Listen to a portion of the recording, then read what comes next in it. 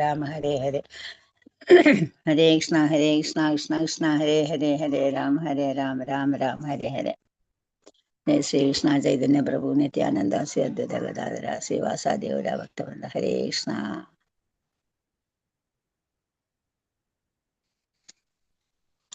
ഹരേ കൃഷ്ണ. ഹരേ കൃഷ്ണ. ഹരേ കൃഷ്ണ. ജ്ഞാനതിമിരാന്തസ്യ ജ്ഞാനാഞ്ജനശലാകയാ ചക്ഷുരുന്മീലിതം യേന തസ്മൈ ശ്രീഗുരവേ നമഃ. ശ്രീചൈതന്യ മനോഭീഷ്ടം സ്ഥാപിതം മേന ഭൂതലേ സ്വയം രൂപാ കഥാ മധ്യം ദദാതി സപത്പതികം. വന്ദേഹം ശ്രീഗുരോ ശ്രീയുധ പദകമലം ശ്രീഗുരും വൈഷ്ണവാംശ ശ്രീരൂപം സാഗ്രജാതം സഗണരഘുനാഥാനിധം താം സജീവം സാദ്വൈതം സാവധൂതം പരിജനസഹിതം ശ്രീകൃഷ്ണ ചൈതന്യദേവം ശ്രീരാധാ കൃഷ്ണപാദാൻ സഗണലളിത ശ്രീവിശാഖാനിധം ഹേ കൃഷ്ണ കരുണാ സിന്ധോ ദീനബന്ധോ ജഗത്പദേ ഗോപേശ ഗോപികാ കാന്ത രാധാ കാന്ത നമോസ്തുതേ തപ്ത കാഞ്ചന ഗൗരാംഗീ രാധേ വൃന്ദാവനേശ്വരി വൃഷഭാനുസുതേ ദേവി പ്രണമാമി ഹരിപ്രിയേ വാഞ്ചാകൽപതരുഭ്യശ്ച കൃപാ സിന്ധുഭ്യേവ ച പതിതാനാം പാവനേഭ്യോ വൈഷ്ണവേഭ്യോ നമോ നമഃ. നമാവും വിഷ്ണുപാദായ കൃഷ്ണപ്രേഷ്ഠായ ഭൂതലേ ശ്രീമതേ ഭക്തിവേദാന്ത സ്വാമി ഇതി നാമിനി. നമസ്തേ സാരസ്വതേ ദേവേ ഗൗരവാണി പ്രചാരിണേ നിർവിശേഷ ശൂന്യവാദി പാശ്ചാത്യദേശത്താരിണി. നമാവും വിഷ്ണുപാദായ കൃഷ്ണപ്രേഷ്ഠായ ഭൂതലേ ശ്രീമതേ ജയപതാക സ്വാമി ഇതി നാമിനി. ആചാര്യപാദായ നിത്യപ്രദായിനേ ഗൗരകഥാദാമദായ നഗരകമതാരിണി. ജയോ ശ്രീകൃഷ്ണ ചൈതന്യ പ്രഭോ നിത്യാനന്ദ ശ്രീ അദ്വൈത ഗദാധര ശ്രീവാസാദി ഗൗരഭക്തവൃന്ദ. ഹരേ കൃഷ്ണ കൃഷ്ണ കൃഷ്ണ ഹരേ ഹരേ ഹരേ രാമ രാമ രാമ ഹരേ ഹരേ ഹരേ കൃഷ്ണ. ഹരേ കൃഷ്ണ. ശ്രീ ശ്രീ രാധാ ഗോവിന്ദ് ടെമ്പിളിന്റെ കീഴിലുള്ള ഭഗവത്ഗീത പഠനത്തിലേക്ക് എല്ലാവർക്കും സ്വാഗതം. കാണാൻ സാധിക്കുന്നുണ്ടോ സ്ക്രീൻ?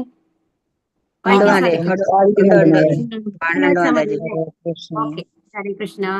നമ്മൾ എന്താണ് പറഞ്ഞുകൊണ്ടിരിക്കുന്നത്? സ്വയമായിട്ട് ആ ധൃതരാഷ്ട്രര് അത്രയും അഷ്ടാംഗ യോഗ രീതിയിലാണ് ധ്യാനം ചെയ്തിരുന്നത് അല്ലെ. അപ്പൊ പറയാണ് നാരദൻ യുധിഷ്ഠിരോട് 5-ാം ദിവസം തീർച്ചയായിട്ടും അദ്ദേഹം ദേഹം ഉപേക്ഷിക്കും. അതിന്റെ ആ ദേഹം എങ്ങനെയാണ്? സ്വയം തീപിടിച്ച് അവസാനിക്കും എന്നുള്ളതാണ്. അപ്പൊ ഒരു യോഗശക്തിയുടെ പ്രത്യേകത എന്ന് പറഞ്ഞാൽ എന്താണ്? ആ ഒരു യോഗശക്തിയുടെ പരിപൂർണത, ആ സമാധി എന്ന് പറയുന്ന അവസ്ഥയില് ഒരു യോഗിക്ക് നമ്മളുടെ ഇഷ്ടത്തിനനുസരിച്ചുള്ള സമയം തിരഞ്ഞെടുക്കാം പോവാനായിട്ട്. അതുപോലെ തന്നെ ഏത് ലോകത്തേക്ക് വേണമെങ്കിലും പോവാം എന്നുള്ളതാണ്. താൻ ആഗ്രഹിക്കുന്ന ഏത് ലോകവും പ്രാപ്തമാവും. അതോടൊപ്പം ആ ശരീരം എന്തുണ്ടാവും? ആത്മാവ് പുറത്തു പോയ ഉടനെ അത് സ്വയം ഇത് വേറൊരാൾ വന്ന് കൊളുത്തേണ്ട ആവശ്യമില്ല, സ്വയം അഗ്നിയിൽ ജ്വലിക്കും എന്നുള്ളതാണ്. അതാണ് ഒരു യോഗിയുടെ പ്രത്യേകത എന്ന് പറഞ്ഞ ആ ഒരു അവസ്ഥയിലേക്ക് ആരെത്തി? ധൃതരാഷ്ട്രർ എത്തി എന്നാണ് പറയുന്നത്. ശ്ലോകം 58. ഓം നമോ ഭഗവതേ വാസുദേവായ. ഓം നമോ ഭഗവതേ വാസുദേവായ. ഓം നമോ ഭഗവതേ വാസുദേവായ. ദഹ്യമാനേ നിഭിർദേഹേ. ചൊല്ലിക്കോളൂ. ദഹ്യമാനേ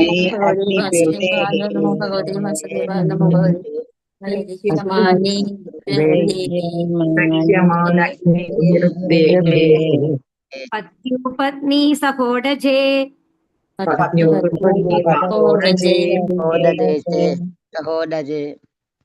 ബഹി സ്ഥിതാ പതിം സാധ്വീ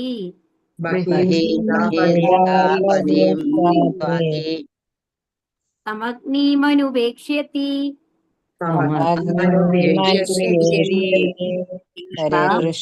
കൃഷ്ണ. ദഹ്യമാനെ അത് ദഹിക്കുന്ന വേളയിൽ, അഗ്നിഭിഹി അഗ്നിയാൽ, ദേഹേ ശരീരം, പത്യുഹു ഭർത്താവിന്റെ, പത്നി പത്നി, സഹ ഉടജേ പർണശാലയോടൊപ്പം, ബഹിഹി പുറത്ത്, സ്ഥിത സ്ഥിതി ചെയ്ത, പതിം ഭർത്താവിനെ, സാധ്വി പതിവ്രതയായ സ്ത്രീ, തം ആ അഗ്നി അനുപേക്ഷ്യതി അതീവ ശ്രദ്ധയോടെ വീക്ഷിച്ചുകൊണ്ട് അഗ്നിയിൽ പ്രവേശിക്കും. എന്താ നോക്കണത്? വിവർത്തനം. ശ്രീല പ്രഭുപാദ് കി ജയ്. എല്ലാവരും ഒന്ന് മ്യൂട്ടിലിരിക്കണം കേട്ടോ. ഹരേ കൃഷ്ണ. യോഗശക്തിയാൽ ഉണ്ടാകുന്ന അഗ്നിയിൽ തന്റെ പർണശാലയോടൊപ്പം എരിഞ്ഞടങ്ങുന്ന സ്വഭർത്താവിനെ ആശ്രമത്തിന് പുറത്തു നിന്ന് വീക്ഷിക്കുന്ന സാധ്വിയായ പത്നി അതീവ ശ്രദ്ധയോടെ അഗ്നിയിൽ പ്രവേശിക്കും. അപ്പൊ ഇവിടെ എന്താ പറയുന്നത്? സാധാരണഗതിയിൽ ഭർത്താവിന്റെ കൂടെ ഭാര്യയും പോകുന്നുണ്ട് അല്ലെ വാനപ്രസ്ഥത്തിന്. അപ്പൊ ഭർത്താവ് മരിക്കുന്നതോട് കൂടിയിട്ട് അവരെന്ത് ചെയ്യും? ആ ഭാര്യയും ആ അഗ്നിയിൽ തന്നെ ഇതായിട്ട് മരിക്കും എന്നാണ് പറയുന്നത്. മരിക്കും എന്നാണ് സാധാരണയാണ് സതി എന്ന് പറയുന്നത് അല്ലെ. ഭാവാർത്ഥം: ഗാന്ധാരി ആദർശയോഗ്യയായ ഒരു പതിവ്രതയായിരുന്നു. സ്വഭർത്താവിന്റെ ജീവിത പങ്കാളിയായിരുന്നു. ആകയാൽ തന്റെ ഭർത്താവ് യോഗാഗ്നിയിൽ ഇലകൾ മേഞ്ഞ തന്റെ പർണശാലയോടൊപ്പം ദഹിക്കുന്നത് കണ്ടപ്പോൾ അവർ ഹതാശയായി. നമ്മൾക്കറിയാമല്ലേ, ഗാന്ധാരി എന്ന് പറയുന്നത് ശരിക്കും പുത്രന്മാരോട് വാത്സല്യം ഉണ്ടായിരുന്നു എന്നുണ്ടെങ്കിലും അതീവ പതിവ്രതയായിട്ടുള്ള ഉത്തമ ഗുണങ്ങളോട് കൂടിയിട്ടുള്ള ഒരു സ്ത്രീയായിരുന്നു ആര്, ഗാന്ധാരി എന്ന് പറയുന്നത്. അവര് ഭർത്താവ് കണ്ണ് കാണുന്നില്ലെങ്കിൽ എനിക്കും കണ്ണ് കാണണ്ട എന്ന് പറഞ്ഞിട്ടാണ് കണ്ണ് കെട്ടിയത് എന്നാണ് പറയുന്നത്, അല്ലെ? അപ്പൊ അത്രത്തോളം ഒരു പതിവ്രതയായിരുന്നു, ഭർത്താവിനോട് അത്രയും ഭക്തിയായിരുന്നു അവർക്ക്. അപ്പൊ അങ്ങനെ തന്റെ ഭർത്താവ് ആ പർണശാലയോടൊപ്പം ദഹിക്കുന്നത് കണ്ടപ്പോ എന്താണ്, അവരുടെ വളരെയധികം സങ്കടമായി, ഇല്ലേ? തന്റെ 100 പുത്രന്മാരും നഷ്ടപ്പെട്ട ശേഷം കൊട്ടാരം ഉപേക്ഷിച്ച അവർ വനത്തിൽ വെച്ച് ഏറ്റവും പ്രിയതമനായ സ്വന്തം ഭർത്താവ് അഗ്നിക്ക് ഇരയാകുന്നതും കണ്ടു. ഇപ്പോൾ ശരിക്കും ഏകയാണെന്ന് തോന്നുകയാൽ ഭർത്താവ് എരിഞ്ഞടങ്ങുന്ന അതേ അഗ്നിയിൽ പ്രവേശിക്കുകയും അദ്ദേഹത്തെ മരണത്തിൽ അനുഗമിക്കുകയും ചെയ്തു. അപ്പൊ എന്താണ്, ഇനി മക്കളാരും ഇല്ല നോക്കാനായിട്ട്. ഒരു സ്ത്രീ എന്ന് പറയുമ്പോൾ സാധാരണ ശാസ്ത്രങ്ങളനുസരിച്ച് എന്താ പറയാ, അവരാദ്യം അച്ഛന്റെയും അമ്മയുടെയും സംരക്ഷണത്തിലായിരിക്കും. അത് കഴിഞ്ഞാൽ ഭർത്താവിന്റെ സംരക്ഷണത്തിലായിരിക്കും. ഭർത്താവിന് ഒരു ഏജ് കഴിഞ്ഞാൽ പിന്നെ ആരാണ്, മക്കളുടെ സംരക്ഷണയിലായിരിക്കും. പക്ഷെ അങ്ങനെ ഒരു ഇതിന് നോക്കാനായിട്ട് ആരെങ്കിലും ഉണ്ടോ? ഇനി ഇല്ലാലെ, എല്ലാ 100 പുത്രന്മാരും പോയി കഴിഞ്ഞു. ഇനി ഭർത്താവും പോയി കഴിഞ്ഞു കഴിഞ്ഞപ്പോ മനസ്സിലായി, ഇനി എനിക്ക് ആരും ഇല്ല എന്നുള്ള ആ ഒരു ബോധത്തോട് കൂടിയിട്ട് അവര് അഗ്നിയിൽ പ്രവേശിക്കുകയും അദ്ദേഹത്തെ മരണത്തിൽ അനുഗമിക്കുകയും ചെയ്തു. ഇപ്രകാരം ഒരു സാത്വിയായ സ്ത്രീ പത്നി തന്റെ ഭർത്താവിന്റെ ചിതയിൽ പ്രവേശിക്കുന്നതിനെ സതി അനുഷ്ഠാനം എന്ന് വിശേഷിപ്പിക്കുന്നു. ഈ പ്രവൃത്തി ഒരു സ്ത്രീക്ക് ഏറ്റവും ഉത്തമമായി കരുതപ്പെടുന്നു. അപ്പൊ അങ്ങനെയാണെങ്കിൽ ആ ഭർത്താവ് ശരിക്കും അവര് ഭഗവാന്റെ അടുത്ത് എത്തും എന്നാണ് പറയുന്നത്. അത്രയും ഭക്തിയോട് കൂടിയിട്ട് അവരത് ചെയ്യുകയാണെന്നുണ്ടെങ്കിൽ. സമ്മതമില്ലാത്ത സ്ത്രീജനങ്ങളെ പോലും ഈ ചടങ്ങിന് നിർബന്ധിക്കുകയാൽ പിൽക്കാലത്ത് സതി അനുഷ്ഠാനം അത്യന്തം നിന്ദ്യമായ ഒരു കുറ്റകൃത്യമായി തീർന്നു. ഇതാണ് വ്യത്യാസം. സതി എന്ന് പറയുന്ന ഒരു അനുഷ്ഠാനമാണെന്നുണ്ടെങ്കിലും അത് സ്വമേധയാ ചെയ്യുകയാണെങ്കിൽ തെറ്റില്ല, അത് അവരുടെ ഇഷ്ടത്തിനാണ്, അല്ലെ? അവര് ഭർത്താവിന്റെ ചിതയിൽ പോയി വീഴുന്നത്. പക്ഷേ നമ്മളുടെ ആധുനിക സംസ്കാരത്തിൽ അത് എന്തായി മാറി, പുരാണത്തിൽ ഇങ്ങനെയൊക്കെ പറഞ്ഞിട്ടുണ്ട് എന്ന് പറഞ്ഞു കഴിഞ്ഞിട്ട് ഫോഴ്സ് ചെയ്തിട്ട്, ശരിക്കും ഒരു ഭർത്താവ് മരിച്ചു കഴിഞ്ഞാൽ ഇവിടെ എന്ന് പറയുന്നത് അത്രയും കാലം അവര് ഒരുമിച്ച് ജീവിച്ച് എല്ലാ സുഖദുഃഖങ്ങളും പങ്കുവെച്ച് ഇപ്പോഴും പറയുന്നുണ്ടല്ലേ, താൻ ഏകയാണെന്ന് തോന്നി ഗാന്ധാരിക്ക്, വേറെ ആരുമില്ല, അവർ വാനപ്രസ്ഥത്തിന് പോയിട്ടാണ്, കാട്ടിലാണ് ഇത് സംഭവിക്കുന്നത്. അല്ലെങ്കിലും ഇനി കുറച്ച് നാളുകൾ മാത്രമേ ഉള്ളൂ. ഇപ്പൊ അതിൽ സതി എന്ന് അനുഷ്ഠാനം അവർ ചെയ്തിട്ടില്ല എന്നുണ്ടെങ്കിലും വളരെ കുറച്ച് കാലങ്ങൾ മാത്രമേ ഇനി അവർക്കും ഉള്ളൂ, അല്ലെ? അവരും പ്രായമായ സ്ത്രീയാണ്. അപ്പൊ ആ ഒരു അവസ്ഥയിലാണ് അവർ സതി അനുഷ്ഠിച്ചിരുന്നത്. പക്ഷേ നമ്മളുടെ ഇതിൽ എന്താണ് ഉണ്ടായത്, ഏതെങ്കിലും രീതിയിൽ ഭർത്താവ് മരിക്കുകയാണെങ്കിൽ ഭാര്യ എന്ത് ചെയ്യുന്നു, ഫോഴ്സ്ഫുൾ ആയിട്ട് ആ തീയിലേക്ക് വലിച്ചെറിയുക എന്നുള്ള രീതിയിൽ ചെയ്യാൻ തുടങ്ങിയപ്പോഴാണ് അതെന്തായത്, ഒരു കുറ്റകൃത്യമായി തീർന്നു എന്ന് പറയുന്നത്. പൂർവ്വകാലങ്ങളിൽ ഗാന്ധാരിയും മറ്റുള്ളവരും നിർവഹിച്ചതുപോലെ അത്രത്തോളം പവിത്രതയോടെ സതി അനുവർത്തിക്കാൻ ഈ അധപ്പതിച്ച യുഗത്തിൽ ഒരു സ്ത്രീക്കും സാധ്യമല്ല. ഗാന്ധാരിയെ പോലുള്ള സാധ്വിയായ ഒരു പത്നിക്ക് തന്റെ ഭർത്താവിന്റെ വിയോഗം യഥാർത്ഥ അഗ്നിയേക്കാൾ അധികതരമായി പൊള്ളലേൽപ്പിക്കുന്നതായി അനുഭവപ്പെടും. അതാണ് മനസ്സിലാക്കേണ്ടത്. അപ്പൊ അവരെന്താ പറയുന്നതെന്നുണ്ടെങ്കിൽ അവർക്ക് അത്രയും പ്രതിഭക്തി ആയതുകൊണ്ട്, അത്രയും സ്നേഹമായതുകൊണ്ട് അവരില്ലാത്ത ഒരു ജീവിതം എന്ന് പറയുന്നത് അഗ്നിയിൽ വീണ് കഴിഞ്ഞ് പൊള്ളുന്നതിനേക്കാളും പൊള്ളൽ അനുഭവപ്പെടുന്ന ഒരവസ്ഥയാണ് എന്നാണ് എന്താണ് വിരഹാഗ്നി എന്ന് പറയുന്നത്. വിപ്രലംബ ഭാവം, ആ രാധാദേവിയുടെ ഭഗവാനോടുള്ള ആ ഭാവം ഉണ്ടല്ലോ, ആ ലെവലിലുള്ള പതിവ്രതകളായിരുന്നു അന്നത്തെ ആൾക്കാര്. അതുകൊണ്ടാണ് അവർ തീയിൽ ചാടാൻ മടിക്കാത്തത്. കാരണം അതിനേക്കാളും പൊള്ളുന്ന അവസ്ഥയാണ് അവർക്ക് തനിയായിരിക്കുമ്പോൾ പോലും എന്നുള്ളതാണ് ആ ഒരു ഇതാണ് പറയുന്നത്. അത്തരം ഒരു സ്ത്രീക്ക് സ്വമേധയാ സതി അനുഷ്ഠിക്കാം. അവിടെ ആരുടെയും അന്യായമായ നിർബന്ധമില്ല. ഈ ആചാരം വെറും ഔപചാരികമായി തീരുകയും ഈ തത്വം പിന്തുടരുന്നതിന് സ്ത്രീജനങ്ങളുടെ മേൽ സമ്മർദ്ദം ചെലുത്തപ്പെടുകയും ചെയ്തപ്പോൾ അത് യഥാർത്ഥത്തിൽ കുറ്റകൃത്യമായി തീർന്നു. ആകയാൽ ആ അനുഷ്ഠാനം രാജ്യത്തിന്റെ നിയമത്താൽ നിർത്തലാക്കപ്പെട്ടു. നാരദമുനിയുടെ ഈ പ്രവചനം മഹാരാജാവ് യുധിഷ്ഠിരനെ അദ്ദേഹത്തിന്റെ വിധവയായ വല്യമ്മയുടെ അടുക്കൽ പോകുന്നതിൽ നിന്നും വിലക്കി. അപ്പൊ നാരദമുനി പറഞ്ഞു എന്താണ്, അവർ 5 ദിവസത്തിൽ അവസാനിക്കും, അതോടുകൂടി ഗാന്ധാരി തീയിൽ പോകുന്നുള്ളത് മുൻകൂട്ടി തന്നെ. നാരദമുനി ത്രികാലജ്ഞാനിയാണ്, അല്ലെ? എല്ലാ കാര്യങ്ങളും യുധിഷ്ഠിരനോട് പറയുകയാണ്. അപ്പൊ ആദ്യം ശരിയാണ്, വലിയച്ഛൻ ഇങ്ങനെ പോവുകയാണെന്നുണ്ടെങ്കിൽ വലിയമ്മയെങ്കിലും കൂട്ടിയിട്ട് വരണമെന്നുണ്ടായിരുന്നു ആർക്ക്, യുധിഷ്ഠിരന്. പക്ഷേ എന്താണ്, അവിടേക്ക് പോകേണ്ട ആവശ്യമില്ല, ഇങ്ങനെയാണ് സംഭവിക്കാൻ പോകുന്നത് എന്നുള്ളത് മുന്നറിയിപ്പ് ആര് കൊടുത്തു, നാരദൻ കൊടുത്തു. അങ്ങനെ അദ്ദേഹം അവിടേക്ക് പോയില്ല എന്നുള്ളതാണ് പറയുന്നത്. ശ്ലോകം 59. ഓം നമോ ഭഗവതേ വാസുദേവായ, ഓം നമോ ഭഗവതേ വാസുദേവായ, ഓം നമോ ഭഗവതേ വാസുദേവായ. വിദുരസ്തു തദാശ്ചര്യം ശാമ്യ ഗുരുനന്ദന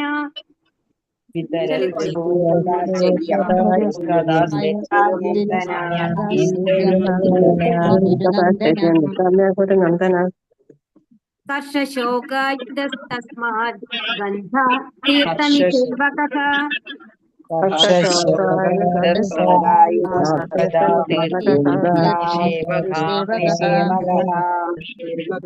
ഹരേ കൃഷ്ണ.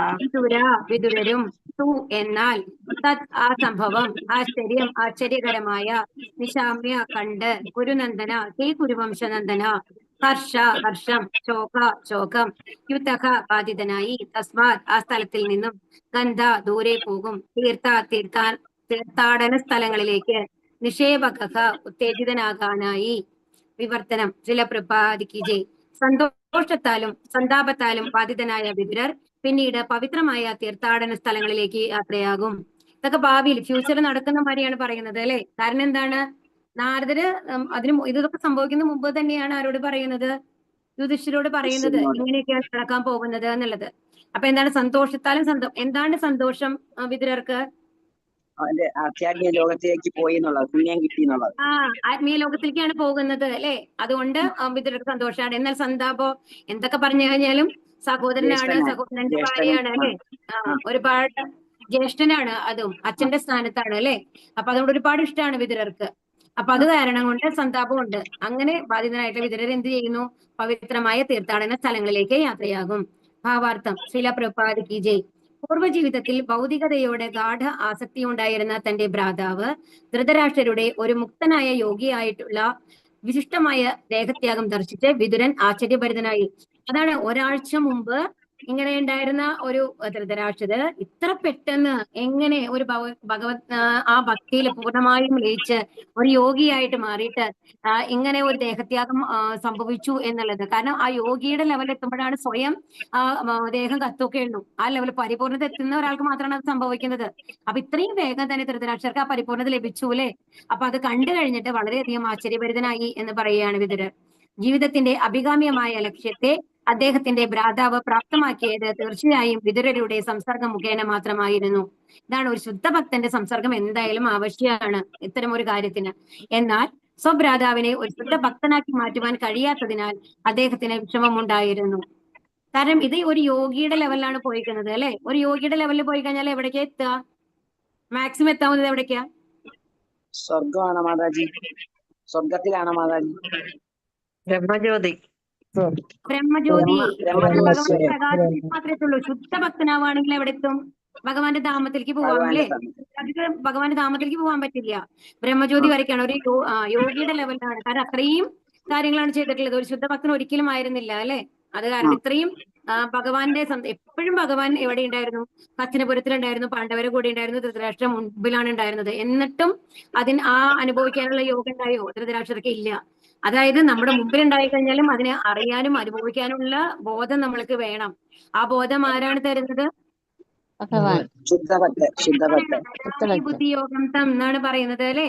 10ാമത്തെ അധ്യായത്തിലെ ഭഗവത്ഗീത 9ാമത്തെ ശ്ലോകം ഉണ്ട്. അതിലെന്താ പറയുന്നത്? നമ്മൾക്ക് ഭഗവാൻ 10 അല്ലെ. 10 അല്ലെ. അപ്പൊ എന്താണ് ദദാമി ബുദ്ധിയോഗം എന്ന് പറയുന്നത്? ഭഗവാൻ ആ ഇത് തരണം. അതിനെന്ത് വേണം? നമ്മളുടെ സൈഡിൽ നിന്ന് ഒരു എഫേർട്ട് ഉണ്ടാവണം. ഭഗവാൻ നേരെ വന്നു കഴിഞ്ഞിട്ട് നീ ഇങ്ങനെ പിടിച്ചോന്ന് പറഞ്ഞിട്ട് തരികയല്ല ചെയ്യുന്നത്. നമ്മൾക്ക് ഭഗവാന്റെ അടുത്ത് പോകാനുള്ള ഒരു ആഗ്രഹം നമ്മുടെ ഉള്ളിൽ ജനിക്കുകയാണെന്നുണ്ടെങ്കിൽ തീർച്ചയായിട്ടും ഭഗവാൻ അതിന് സപ്പോർട്ട് ചെയ്യും എന്നുള്ളതാണ്. അപ്പൊ അതുകൊണ്ട് ശുദ്ധഭക്തനാക്കാൻ സാധിച്ചില്ല എന്നുള്ളത് ആർക്ക് വിഷമം ഉണ്ടായിരുന്നു? വിദുരർക്ക് നല്ല വിഷമമായിരുന്നു. ഭഗവത് ഭക്തരായ പാണ്ഡവരോട് ധൃതരാഷ്ട്രർ ശത്രുതാ മനോഭാവം വെച്ചു പുലർത്തിയതിനാൽ വിദുരർ അപ്രകാരം ചെയ്തില്ല. അല്ലാന്നുണ്ടെങ്കിൽ ആദ്യം തന്നെ വിദുരർ അദ്ദേഹത്തെ ഇതായിട്ടുണ്ടാവും. പക്ഷെ എന്താണ്, ശുദ്ധഭക്തര് എപ്പോഴും ഭഗവാനോട് ചെയ്യുന്ന അപരാധത്തെക്കാളും ഭഗവാൻ ഇഷ്ടപ്പെടാത്തത് എന്താണ്? ഭഗവാന്റെ ശുദ്ധഭക്തന്മാരാണ്. ആരുടെയോ ഫോൺ വന്നിട്ട് കുറച്ചതായിട്ടുണ്ട് കേട്ടോ. ഒന്ന് നോക്കൂ, ഒന്ന് മ്യൂട്ടാക്കാൻ നോക്കൂ. ഹരേ കൃഷ്ണ. ശബ്ദം വന്നുകൊണ്ടിരിക്കുന്നുണ്ട് കുറച്ച്. ശരി, ഓക്കെ. ഹരേ കൃഷ്ണ. ഭഗവത് പാദാരവിന്ദങ്ങളിൽ പ്രവർത്തിക്കുന്ന അപരാധത്തെക്കാൾ അത്യന്തം ആപത്കരമാണ് ഭഗവത് ഭക്തരുടെ തിരുവടികളിൽ ചെയ്യുന്ന അപരാധം. കണ്ടോ, ഭഗവാന്റെ തിരുവടികളിൽ ചെയ്യുന്ന അപരാധത്തിന് ഭഗവാൻ എളുപ്പത്തിൽ മാപ്പ് നൽകുന്നു. എന്നാൽ ഒരു ഭക്തന്റെ പാദങ്ങളിൽ ചെയ്യുന്ന അപരാധത്തെ ഭഗവാൻ ഒരിക്കലും പൊറുക്കുന്നില്ല. അത് നമ്മൾ ഹരേ കൃഷ്ണ മന്ത്രം ജപിച്ചാൽ പോലും പറ്റില്ല എന്നുള്ളതാണ്. ഭഗവാനോട് ചെയ്യുന്ന അപരാധം പോലും നമ്മുടെ മന്ത്രജപത്തിലൂടെ നാമജപത്തിലൂടെ ഒക്കെ ഭഗവാൻ ക്ഷമിക്കും. പക്ഷേ ഒരു ഭഗവാന്റെ ഭക്തനോട് ചെയ്യുന്ന അപരാധത്തിന് മാപ്പില്ല എന്നാണ് പറയുന്നത്. പൂർവ്വജീവിതം അത്യന്തം ഭൗതിക ഇപ്പൊ നമ്മൾക്കറിയാം അംബരീഷ് മഹാരാജാവിന്റെ കാര്യത്തില് എന്താ പറഞ്ഞത് ഭഗവാൻ? എനിക്ക് മാപ്പ് തരാൻ പറ്റില്ല. അംബരീഷ് മഹാരാജാവ് നിങ്ങൾക്ക് മാപ്പ് തരാണെങ്കിൽ ഭഗവാന് എന്താണ് ഇഷ്ടം? ഒരു ഭക്തന്റെ ഇച്ഛയാണ് ഭഗവാന്റെ ഇച്ഛ എന്ന് പറയുന്നത് അല്ലെ. അപ്പൊ അംബരീഷ് മഹാരാജാവ് വിചാരിക്കുകയാണ് ദുർവാസാവിന് മാപ്പ് കൊടുക്കണമെന്നുണ്ടെങ്കിൽ ഭഗവാൻ അത് കൊടുക്കും, അല്ലെങ്കിൽ കൊടുക്കില്ല എന്നാണ് പറഞ്ഞത്. അതാണ് എപ്പോഴും ഒരു വൈഷ്ണവ അപരാധം എന്ന് പറയുന്നത് അത്രയും വലിയ അപരാധമാണ്. അപ്പൊ എപ്പോഴും നമ്മൾ ശ്രദ്ധിക്കണം. ശുദ്ധഭക്തന്മാരായിട്ടുള്ള ആൾക്കാരുടെ അടുത്ത് ഒരിക്കലും അനാവശ്യമായിട്ട് സംസാരിക്കരുത്. എന്താണ് വളരെയധികം ശ്രദ്ധിച്ചു വേണം, അവരോട് ബഹുമാനത്തോട് കൂടിയിട്ട് വേണം എപ്പോഴും നമ്മൾ പെരുമാറാനായിട്ട്. പൂർവ്വജീവിതം അത്യന്തം ഭൗതികത സമ്പൂർണമായ സ്വഭ്രാതാവ് ധൃതരാഷ്ട്രയോട് കരുണ ചൊരിയുന്ന അതിൽ നിശ്ചയമായും വിതുരർ അതീവ ഉദാരമതിയായിരുന്നു. എന്നാൽ ആത്യന്തികമായി അവണ്ണമുള്ള കൃപയുടെ ഫലം തീർച്ചയായും പരമപുരുഷ ഭഗവാന്റെ ഇച്ഛയെ ആശ്രയിച്ചിരിക്കുന്നു. അതാണ് ഭഗവാന്റെ ഇച്ഛയാണ് അല്ലെ. കൃപ കൊടുക്കണമെന്നുണ്ടെങ്കിലും ഭഗവാൻ തീരുമാനിക്കണം. ആകയാൽ വർത്തമാന ജീവിതത്തിൽ ധൃതരാഷ്ട്രർ മോക്ഷം മാത്രം പ്രാപ്തമാക്കി. അപ്പൊ എന്ത് മുക്തിയാണ് ലഭിച്ചിട്ടുണ്ടാവുക ധൃതരാഷ്ട്രൻ? എന്താ പറയാ മുക്തിക്ക്? എന്താ പറയാ? ഹരേ കൃഷ്ണ അറിയില്ലേ? എന്ത് മുക്തി? അതെ, സായുജ്യമുക്തി. സായുജ്യമുക്തിയാണ് ബ്രഹ്മജ്യോതിയിൽ വരുന്നത്. ബാക്കിയുള്ള മുക്തികളൊക്കെ വൈകുണ്ഠലോകവുമായിട്ട് ബന്ധപ്പെട്ടിട്ടാണ് വരുന്നത് കേട്ടോ. സാരൂപ്യമുക്തി, സാലോക്യമുക്തി, സമീപമുക്തി, അതൊക്കെ സാഷ്ടി ഒക്കെ വരുന്നത് വൈകുണ്ഠലോകവുമായിട്ട് ബന്ധപ്പെട്ടിട്ടാണ് വരുന്നത്.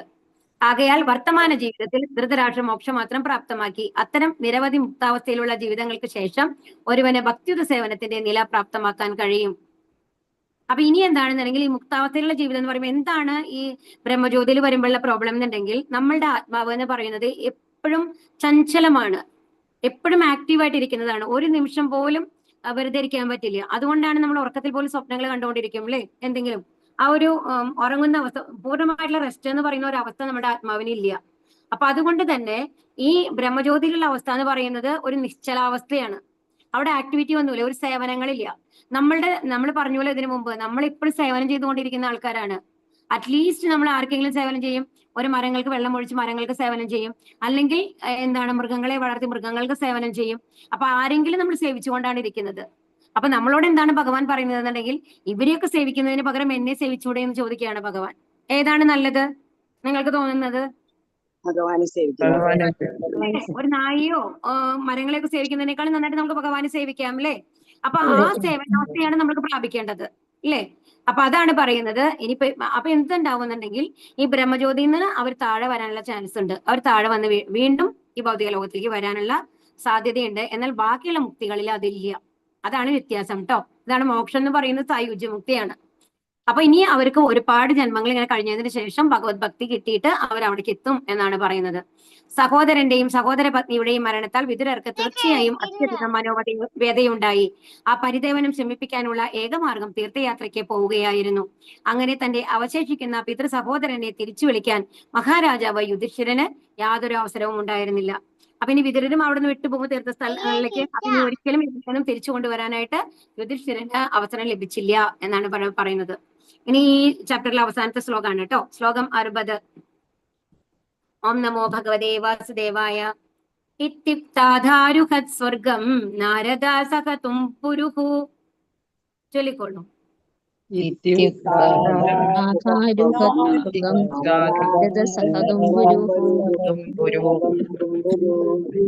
യുധിഷ്ഠിരോ വജസ്തസ്യ ഹൃദി കൃത്വാ ജഹാച്യുജഃ.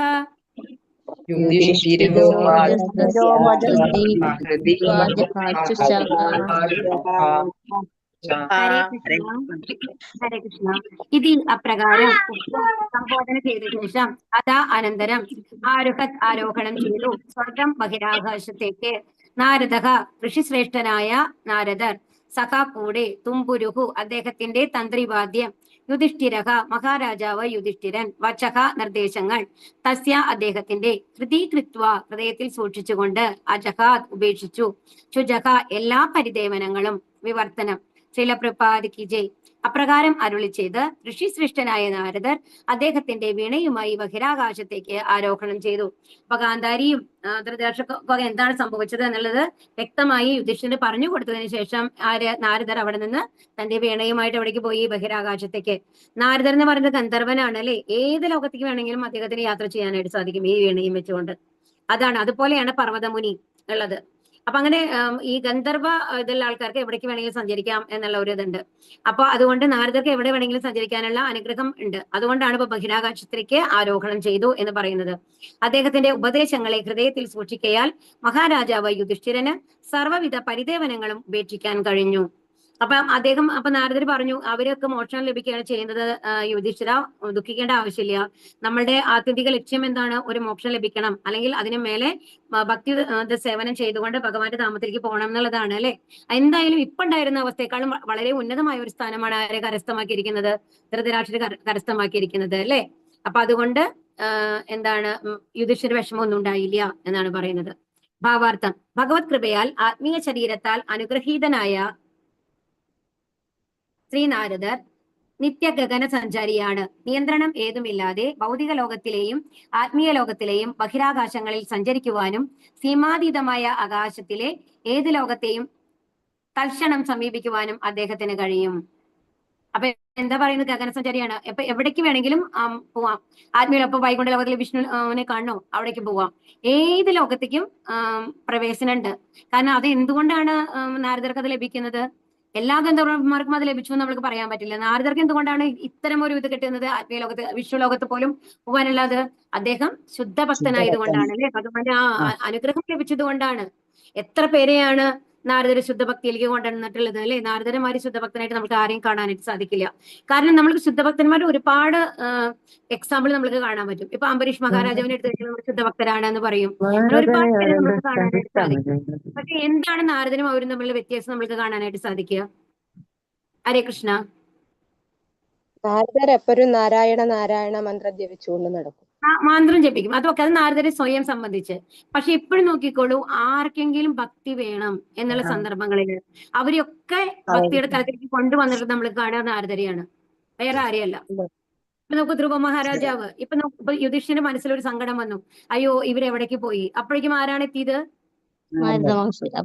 എപ്പോഴും ഭഗവാന്റെ ദൂതനായിട്ട് തന്റെ ശുദ്ധഭക്തന്മാരെ യഥാർത്ഥ വിവരങ്ങൾ ധരിപ്പിക്കാനായിട്ട്, അതുപോലെ ഭക്തി നേടുന്ന ആഗ്രഹിക്കുന്ന ആൾക്കാർക്ക് അതിന് എന്ത് വഴിയാണ് ഒരു ദീക്ഷ കൊടുക്കുന്നത്, ഒരു ഗുരുസ്ഥാനത്ത് നിന്ന് ദീക്ഷ കൊടുക്കുന്നത് അധികവും നമ്മൾക്ക് നാരദരെയാണ് കാണാനായിട്ട് സാധിക്കുക. ഇപ്പൊ പ്രഹ്ലാദനെ നോക്കൂ, അവര് ദേവന്മാരെ വധിക്കാനാണ് കയാതുവിനെ കൂട്ടിയിട്ട് പോയത്. അപ്പൊ അവിടേക്ക് ആരാണ് വന്നത്? നാരദനാണ് വന്നത്. എന്നിട്ട് പറഞ്ഞ അവര് കൊല്ലരുത്, കാരണം ഉള്ളിലുള്ളത് ഭക്തനാണ്, അതുകൊണ്ട്. എന്നിട്ട് കയാതുവിനെ ഇനി പ്രോബ്ലം ഒന്നും വരില്ല പറഞ്ഞിട്ട് നാരദരുടെ വീട്ടിലേക്കാണ് കൊണ്ടുപോകുന്നത്. മനസ്സിലാവുണ്ടോ പറയുന്നത്? ഹിരണ്യകശിപു തപസ് ചെയ്യാൻ പോയി കാണല്ലേ, കൊട്ടാരത്തിൽ ഇരുന്ന് കഴിഞ്ഞാൽ ഇനിയും ബുദ്ധിമുട്ടുകൾ വരാനുള്ള ചാൻസ് ഉണ്ട് എന്നുള്ളത് കൊണ്ട് ആ പ്രൊട്ടക്ഷന് വേണ്ടിയിട്ട് നാരദരുടെ ആശ്രമത്തിലാണ് ഉണ്ടായിരുന്നത്. എന്നിട്ടാണ് നാരദര് ആർക്ക് ഉപദേശിക്കുന്നത്? ഭാഗവതം പറഞ്ഞു കൊടുക്കുന്നത്, ഗർഭത്തിലുള്ള പ്രഹ്ലാദന് പറഞ്ഞു കൊടുക്കുന്നത് അല്ലെ. ഒന്ന് ആലോചിച്ച് നോക്കൂ. അതുപോലെ മൃഗാരിക്ക് വന്നു കഴിഞ്ഞപ്പോ ആരാ വന്നത്? നാരദനാണ് വന്നത്. അപ്പൊ എപ്പോഴും ഭഗവാൻ താൻ എന്നുള്ളൊരു കൺസെപ്റ്റേ ഇല്ല നാരദർക്ക്. എല്ലാവരും ഭക്തന്മാരാക്കുക എന്നുള്ളത് മാത്രമാണ് ചിന്ത നാരദരുടെ. അപ്പൊ ഇത്രയ്ക്കും ഒരു ഭക്തനായിട്ടുള്ള, ശരിക്കും നാരദരെമാരെല്ലാം ഒരാളുടെയൊക്കെ അനുഗ്രഹം കിട്ടിക്കഴിഞ്ഞാണ്ടല്ലോ നമ്മൾ എല്ലാവരും എപ്പോഴേ ശുദ്ധഭക്തന്മാരായി കഴിഞ്ഞിട്ടുണ്ടാവും എന്നുള്ളതാണ് ശരിക്കും നമ്മൾ ആലോചിക്കേണ്ടത്. അപ്പൊ ആത്മീയ ലോകത്തിലെയും ബഹിരാകാശങ്ങളിൽ സഞ്ചരിക്കുവാനും സീമാതീതമായ ആകാശത്തിലെ ഏത് ലോകത്തെയും തൽക്ഷണം സമീപിക്കുവാനും അദ്ദേഹത്തിന് കഴിയും. ഒരു ദാസീപുത്രനായുള്ള അദ്ദേഹത്തിന്റെ പൂർവ്വ ജീവിതത്തെക്കുറിച്ച് നാം നേരത്തെ തന്നെ വിശദമാക്കി കഴിഞ്ഞു. നമ്മൾ പഠിച്ചതാണ് അല്ലെ. അമ്മയുടെ 5 വയസ്സുള്ള സമയത്ത് അമ്മ മരിക്കും, എന്നിട്ട് എന്താണ് തപസ് ചെയ്യാൻ പോകുന്നതൊക്കെ നമ്മൾ ഓൾറെഡി പഠിച്ചു കഴിഞ്ഞ കാര്യങ്ങളാണ്. ശുദ്ധഭക്തരുമായുള്ള സംസർഗ നിമിത്തം നിത്യ ഗഗനസഞ്ചാരി എന്ന പദവിയിലേക്ക് അദ്ദേഹം ഉയർത്തപ്പെട്ടു. അതാണ്. അപ്പൊ എന്തുകൊണ്ടാണ് ഈ ഗഗനസഞ്ചാരിയായിട്ട് ഇരിക്കുന്നത് നാരദര്? ശാപം കിട്ടിയിട്ടാണ്, അത് വേറെ കാര്യം. ബട്ട് എന്താണ് ചെയ്യുന്നത്? എല്ലാ ലോകത്തിലെയും എവിടെയുമുള്ള ആൾക്കാരെ ശുദ്ധഭക്തരാക്കി മാറ്റിക്കൊണ്ടിരിക്കുകയാണ്. അപ്പൊ എപ്പോഴും അതുപോലെ തന്നെ എപ്പോഴും അവരുടെ സംസർഗം ആരുടെ കൂടെയാണ്? ശുദ്ധഭക്തന്മാരുടെ കൂടെയാണ് അല്ലെ. അപ്പൊ അതുകൊണ്ടാണ്. അപ്രകാരം അദ്ദേഹത്തിന് സഞ്ചാര സ്വാതന്ത്ര്യമുണ്ട്. ആകയാൽ ഒരുവൻ നാരദ മുനിയുടെ കാലടികളെ അനുഗമിക്കാൻ ശ്രമിക്കണം. തീർച്ചയായിട്ടും നമ്മളൊരു ഗുരുവിന്റെ സ്ഥാനത്ത് വേറെ ആരെയും കണ്ടിട്ടില്ലെങ്കിൽ നാരദ മുനിയെ കണ്ടു കഴിഞ്ഞാൽ നമുക്ക് എത്തും എന്നാണ് പറയുന്നത്, അനുഗ്രഹം ഉണ്ടാവും എന്നുള്ളത്.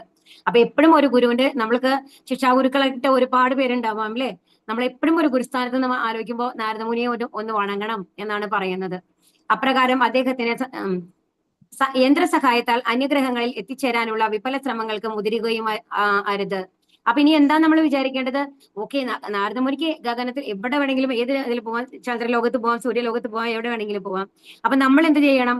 ഇപ്പൊ നമ്മള് ഒരു വാഹനം ഉപയോഗിച്ച്, ഇപ്പൊ നാസയിൽ നമ്മൾ പറയുന്നു വാഹനം ഉപയോഗിച്ച് ചന്ദ്രനിൽ പോകാൻ ശ്രമിക്കുന്നു, ചൊവ്വയിൽ പോകാൻ ശ്രമിക്കുന്നു, അതൊക്കെ വിഡ്ഢിത്തമാണ് എന്ന് പറയുന്നത്.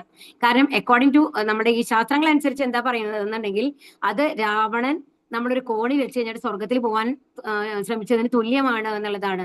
അത് വിഫലമാവുകയുള്ളൂ, ഒരിക്കലും അത് പൂർണ്ണ പ്രാപ്തിയിൽ എത്താനായിട്ട് നമുക്ക് സാധിക്കില്ല. കാരണം എന്താണെന്നുണ്ടെങ്കിൽ ഓരോ പ്രപഞ്ചത്തിലെയും ആളുകൾ ഉള്ളത്, അവരുടെ ശരീരപ്രകൃതി ഉള്ളത് ആ പ്രപഞ്ചത്തിൽ ജീവിക്കുന്നതിന് തുല്യമായിട്ടാണ്.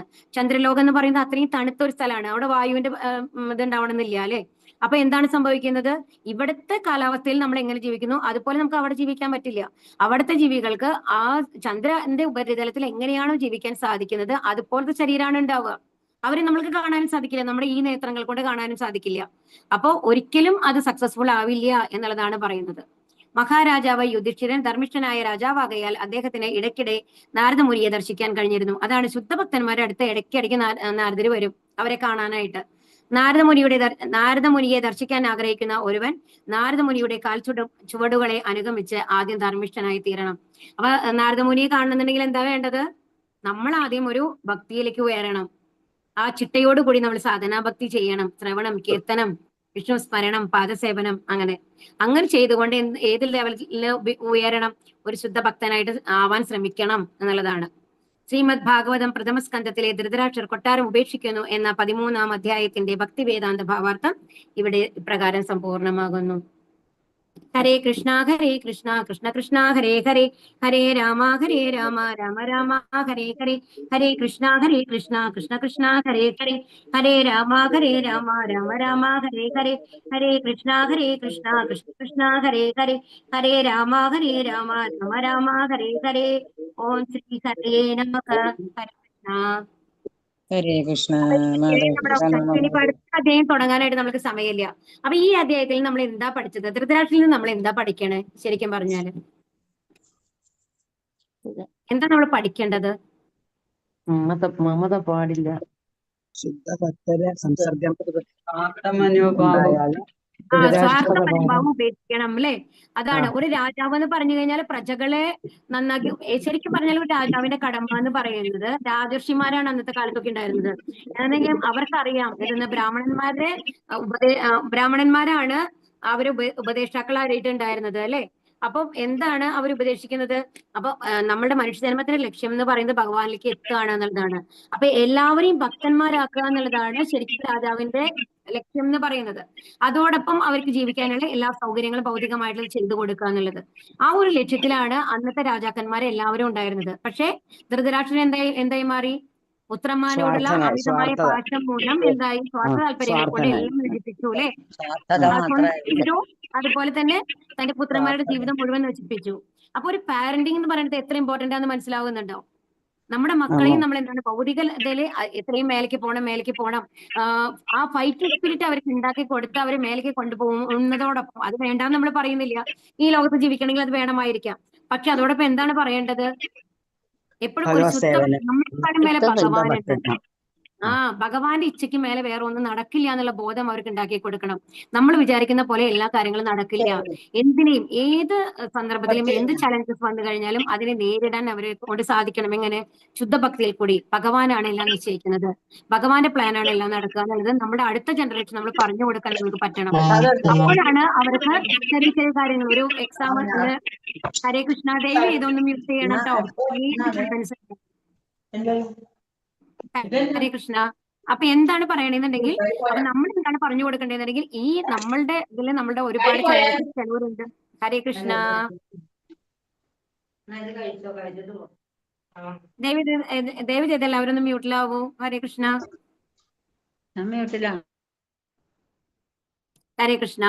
അപ്പൊ എന്താണ് പറയണെന്നുണ്ടെങ്കിൽ ഇതിന് നമ്മൾ പഠിക്കേണ്ട പാഠം ഈ അധ്യായത്തിൽ നിന്ന് എന്താണെന്നുണ്ടെങ്കിൽ നമ്മളുടെ വർത്തമാന കാലത്തിൽ എന്താണ് നമ്മൾ പഠിക്കേണ്ടതെന്നുണ്ടെങ്കിൽ നമ്മൾക്ക് ഭൗതികമായ കാര്യങ്ങൾക്ക് ആഗ്രഹങ്ങൾ വേണ്ടാന്നല്ല, ബട്ട് എന്താണ് നമ്മളുടെ അടുത്ത ജനറേഷനെ പഠിപ്പിക്കേണ്ടത് എന്നുണ്ടെങ്കിൽ അവർ എല്ലാം എപ്പോഴും നമ്മൾക്ക് സാധിച്ചു എന്ന് വരില്ല.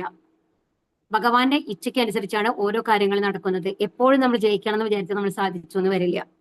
അപ്പൊ ജയവും പരാജയവും ഒരുപോലെ കാണാൻ അവരെ പഠിപ്പിക്കണം. അത് നമ്മളുടെ പാരന്റ്സ്, നമ്മളും ഒരു അച്ഛനും അമ്മയാണെങ്കിൽ നമ്മുടെ മക്കൾക്ക് ഒരു പരാജയം ഉണ്ടായി കഴിഞ്ഞാല് അതോടുകൂടി അവരുടെ ലൈഫ് തീർന്നു എന്നുള്ള ലെവലിൽ അവരെ ഉള്ള ബോധമല്ല അവർക്ക് ഉണ്ടാക്കേണ്ടത്. അവരെ ഒന്നിനും കൊള്ളില്ല എന്നുള്ള ഒരു ബോധമല്ല നമ്മൾ അവർക്ക് ഉണ്ടാക്കി കൊടുക്കേണ്ടത്. എന്താ ഉണ്ടാക്കി കൊടുക്കേണ്ടത്? ഇത് ലൈഫിന്റെ അവസാനമല്ല, ഇനിയും ഒരുപാട് ചാൻസസ് ഉണ്ട്. അപ്പൊ ഇനിയും നമ്മൾക്ക് ശ്രമിച്ചു കഴിഞ്ഞാൽ ഇത് വേറൊരു രീതിയിൽ, ഇതായിരിക്കില്ല നമ്മുടെ ജോണർ എന്നുണ്ടെങ്കിൽ വേറൊരു ജോണിൽ നമുക്ക് ട്രൈ ചെയ്യാം എന്ന രീതിയിൽ നമ്മൾക്ക് ആദ്യം കൺവിൻസിങ് വരണം. എല്ലാം ഭഗവാന്റെ പ്ലാൻ ആണ്, എല്ലാവരും എപ്പോഴും ജയിക്കുന്നില്ല, നമ്മുടെ മക്കളെ എപ്പോഴും കുറ്റപ്പെടുത്തരുത്. അപ്പൊ അങ്ങനത്തെ ഒരു സന്ദർഭങ്ങളിൽ വരുമ്പോഴാണ് അവർക്ക് നമ്മളോട് സത്യം തുറന്നു പറയാനുള്ള ആ ധൈര്യക്കുറവ് വരുന്നത്. അതുപോലെ തന്നെ പലപ്പോഴും പല അപകടങ്ങളിലും അവർ ചെന്ന് ചാടുന്നത്, ആത്മഹത്യാ പ്രവണതയൊക്കെ വരുന്നത്. കാരണം എന്തെങ്കിലും നിസ്സാര പരാജയം വരുമ്പോഴേക്കും ഒരു എക്സാമിൽ തോൽക്കുമെന്നുള്ള പേടിച്ചിട്ട് മരിക്കുന്ന കുട്ടികളൊക്കെ നമ്മൾ കാണാറുണ്ട് അല്ലേ? അതെല്ലാം എന്തുകൊണ്ടാണ്? യഥാർത്ഥത്തിൽ നമ്മൾ പുരാണങ്ങൾ പഠിക്കുന്നില്ല, നമ്മൾക്ക് ഭഗവാന്റെ വിശ്വാസം ഇല്ലാത്തത് കൊണ്ടാണ്. എല്ലാം ഭഗവാന്റെ പ്ലാൻ ആണെന്നുണ്ടെങ്കിൽ, ഇതല്ലാന്നുണ്ടെങ്കിൽ അടുത്തത് വേറൊന്നുണ്ട് നമ്മുടെ ലൈഫിൽ എന്ന് മനസ്സിലാക്കണം. എല്ലാം ഒന്നിന്റെയും അവസാനമല്ല എന്ന് മനസ്സിലാക്കുക. അപ്പൊ ആ ഒരു രീതിയിൽ ഭഗവാനിൽ സമർപ്പിക്കാനുള്ള എല്ലാം ഭഗവാനിൽ സമർപ്പിച്ച് ഭഗവാനിൽ വിശ്വസിക്കാനുള്ളത് ഏത് സന്ദർഭത്തിലാണെങ്കിലും ഭഗവാനുണ്ട്, ഭഗവാൻ നമ്മളെ രക്ഷിക്കുന്നുള്ള ഒരു ബോധം നമ്മൾക്ക് വന്നു കഴിഞ്ഞാൽ അടുത്ത ജനറേഷൻ നമ്മൾക്ക് അത് കൊടുക്കാനായിട്ട് സാധിക്കും. അതാണ് നമ്മൾ പഠിക്കേണ്ടത്. ഇപ്പൊ നോക്കൂ, ഒരു ശുദ്ധ ഭക്തന്റെ സംസർഗം വന്നു കഴിഞ്ഞപ്പോ, വിതരരുടെ സംസർഗം വന്നു കഴിഞ്ഞപ്പോ എത്ര പെട്ടെന്നാണ് ധൃതരാഷ്ട്രം മാറിയത് അല്ലെ? മാറി ഒരു ശുദ്ധഭക്തനായിട്ട് മാറാനായിട്ട്, ശുദ്ധഭക്തനായിട്ടില്ലെങ്കിലും ഭഗവാനെ സമർപ്പിച്ച് തന്റെ ജീവിതം ഉപേക്ഷിക്കാനായിട്ട് അദ്ദേഹത്തിന് സാധിച്ചു. അതായത് അതുവരെയുള്ള ജീവിതകാലം ആലോചിച്ച് കഴിഞ്ഞു കഴിഞ്ഞാൽ എത്ര വ്യത്യസ്തമായിട്ടാണ് ഈ ഒരു ആഴ്ച കൊണ്ട് എത്ര മാറ്റങ്ങളാണ് അദ്ദേഹത്തിന് ഉണ്ടായത്. അപ്പൊ എപ്പോഴും ഒരു ശുദ്ധ സംസർഗത്തിലിരിക്കുക, ഭക്തന്റെ സംസർഗത്തിലിരിക്കുക. എപ്പോഴും ഒരു ഭഗവത്ഗീത, ഭാഗവതമൊക്കെ നമ്മുടെ ആശ്രയമായിട്ട് നമ്മൾ എടുക്കുക, ഭഗവാനിൽ വിശ്വസിക്കുക എന്നുള്ളതാണ് ഈ അധ്യായം നമ്മളെ പഠിപ്പിക്കുന്നത്. ഹരേ കൃഷ്ണ. ആർക്കെങ്കിലും എന്തെങ്കിലും പറയാനുണ്ടോ? എന്തെങ്കിലും പറയാനുണ്ട്? നിങ്ങൾക്ക് എന്താണ് മനസ്സിലായത്? എന്തെങ്കിലും നിങ്ങൾക്ക് പറയാനാണെങ്കിൽ പറയാം. 2 മിനിറ്റ് ഉണ്ട്. ഹരേ കൃഷ്ണ. നമ്മളെല്ലാവരും സ്വാർത്ഥരല്ലേ മാതാജി? കാര്യം നമുക്ക് നമ്മുടെ മക്കളെന്നുള്ള ചിന്ത എപ്പോഴും വരും, നമ്മൾ എന്ത് പഠിച്ചാലും. മാറണം. ആണ് മക്കളും. അത് സ്വാർത്ഥ തെറ്റെന്ന് പറയില്ല മാതാജി. നമ്മൾക്ക് അറ്റാച്ച്മെന്റ് ഉണ്ടാവും ഓവറായിട്ട്. അവർ പറയുന്നത് എല്ലാം ശരിയെന്നുള്ള ലെവലിലേക്ക് നമ്മൾ പോകരുത്. അല്ലാന്നുണ്ടെങ്കിൽ അവർ ഏറ്റവും മേലിലേക്ക് പോകണം എന്നുള്ളത് കൊണ്ട് അവരെ എപ്പോഴും ഇങ്ങനെ ഫോഴ്സ് ചെയ്തുകൊണ്ടിരിക്കരുത്. അത്രയും മാത്രമേ ഉള്ളൂ. അതായത് എല്ലാവർക്കും, എല്ലാ കുട്ടിക്കും ഫസ്റ്റ് റാങ്ക് വാങ്ങാൻ പറ്റില്ല. കറക്റ്റ് അല്ലേ പറയുന്നത്? എന്റെ ആഗ്രഹമാണ് എന്റെ മകൻ ഫസ്റ്റ് റാങ്ക് വാങ്ങണം എന്നുള്ളത് കൊണ്ട് എന്റെ മകന് അതിനുള്ള യോഗ്യത ഉണ്ടോ എന്നുള്ളത് നമ്മൾ ആലോചിക്കണം. ആ യോഗ്യത നിശ്ചയിക്കുന്നത് ആരാണ്? അപ്പൊ അത്രയ്ക്ക് ഉണ്ടായാൽ മതി മാതാജി. നമ്മൾക്ക് പഠിക്കണം, എല്ലാ കുട്ടികളും പഠിക്കണം എന്ന് എല്ലാവർക്കും ആഗ്രഹം, അത് വേണ്ടതുമാണ്. നമ്മൾ അതിനു വേണ്ടി നമ്മൾ ഇതാവണം. പക്ഷെ എന്റെ മകൻ എപ്പോ ഫസ്റ്റ് മാത്രം വാങ്ങണം എന്നുള്ള ആ ഒരു ആറ്റിറ്റ്യൂഡിലേക്ക് പോകരുത്. അത്രയേ ഉള്ളൂ മാതാജി. ഹരേ കൃഷ്ണ. സ്വന്തം മക്കൾ എന്ന് പറയുമ്പോൾ എല്ലാവർക്കും അങ്ങനെ തന്നെയായിരിക്കും. പക്ഷെ അതോടൊപ്പം നമ്മളുടെ ആ ഒരു റിയലിസ്റ്റിക്, ഇതാണ് യാഥാർത്ഥ്യം എന്നുള്ള ഒരു ബോധം നമ്മൾക്ക് വരുമ്പോൾ ആ ബോധം മറ്റുള്ളവർക്ക് കൊടുക്കാനും നമുക്ക് സാധിക്കും. നമ്മളെ ആ ലെവലിലല്ലാന്നുണ്ടെങ്കിൽ നമ്മൾ എന്താണ് പറഞ്ഞു കൊടുക്കുക മറ്റുള്ളവർക്ക്? കുട്ടികളുടെ ഭാവി ശോഭനമാക്കാൻ വേണ്ടി ഭാഗവതം ക്ലാസ്സിൽ കൂടി നിങ്ങൾക്ക് എത്തേണ്ടത്. ഹരേ കൃഷ്ണ. മക്കളുടെ ഭാവി ശോഭനമാക്കാനുള്ള വഴിയാണ് മാതാപിതാക്കൾ നോക്കേണ്ടത്. അതിനുവേണ്ടി ഭഗവാനെ മറന്നിട്ടാവരുതല്ലോ എന്നുള്ളത് മാത്രമാണ് പറയുള്ളൂ കേട്ടോ. ഹരേ കൃഷ്ണ. ഹരേ കൃഷ്ണ മാതാജി. ഹരേ കൃഷ്ണ. അത്രേ ഉള്ളൂ മാതാജി. ഹരേ കൃഷ്ണ. വാഞ്ചാകൽപതരുഭ്യശ്ച കൃപാസിന്ധുഭ്യേവ പതിതാനാം പാവനേഭ്യോ വൈഷ്ണവേഭ്യോ നമോ നമഃ. ആനന്ദകോടി വൈഷ്ണവദിക്ക് ജയ്, പ്രഭാതിക്ക് ജയ്, ഗുരു മഹാരാജ് की जय. गौरी प्रेमानंद हरि हरि बोल.